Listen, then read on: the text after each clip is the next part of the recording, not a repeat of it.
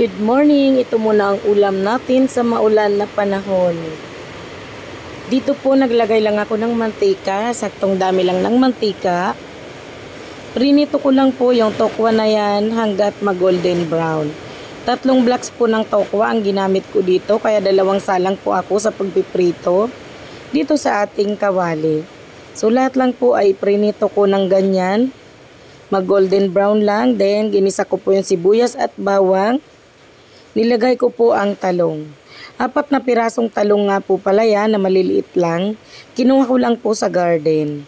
So, naglagay din po ako dyan ng konting magic sarap, toyo, at saka po mamaya maglalagay ako ng oyster sauce. Pinakulo ko lang ng konti yung talong para lumambot. Then, binalik ko na po yung tokwa dyan. Naglagay din ako ng sili na pinitas ko lang din po sa bakuran at nilagay ko na po yung oyster sauce. Ayan, pwede kang maglagay dyan ng kahit anong gusto mong ilagay, pamintang durog o ano man yung gusto mo pang i-add.